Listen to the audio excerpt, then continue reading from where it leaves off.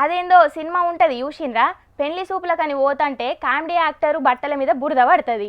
Hero Rajinikanth sir పెయి మీద బట్టలు ఇడిచిస్తాడు. గంతే ఇక పెళ్లి కొడుకు ఎవలని అడిగిన వాళ్ళందరికీ పెళ్లి కొడుకు మా దోస్తుగాడే కానీ వాడు వేసుకున్న బట్టలు మాత్రం నాయే అని చెప్తాడు రజనీకాంత్ సారు. ఇప్పుడు అమెరికా పెబ్బే ట్రంప్ సారు వేషాలు కూడా గట్లనే ఉన్నాయట. అది నేనే ఇది నేనే అని డబ్బా కొట్టుకున్నట్లా ఆరితేరిండంట ట్రంప్ సారు. అందుకే ఆ నోటికి కుట్లేసే పనిలో పడ్డారు మనోళ్ళు. మరి ఆ ముచ్చటేందో పురా అరుచుకోవాలే కదా, పాని మరి.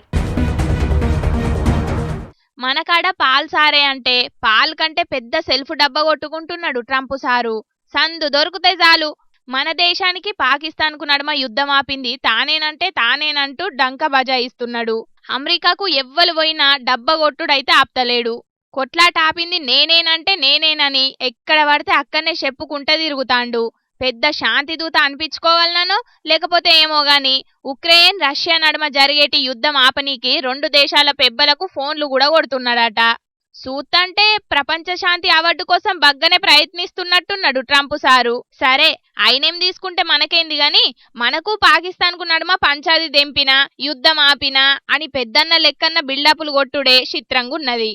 ఇక టెంపరీ ట్రంప్ మాటలు చేయబట్టే షెయి పాటోళ్లు సెంటర్ సర్కార్ను ఇరుకున పెట్టబట్టే పీఎం మోదీ సారు నోరు తెరవాలనని గట్టి పట్టు పట్టబట్టే అందుకేనేమో జయశంకర్ సారు కుల్లం ముక్కు మీద గుద్దినట్టే కౌంటర్ ఇచ్చిండు.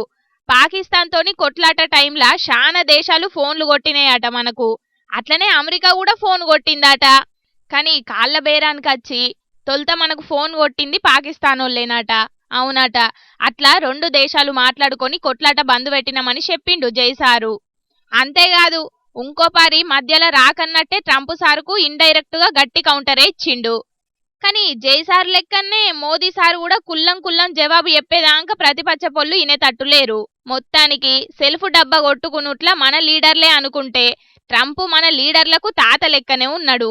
మరి జయశంకర్ సారు కౌంటర్ దెబ్బతోనన్నా ట్రంప్ నోరు మూసుకొని పని చేసుకుంటాడో లేదో మరి చూడాలే ఇక.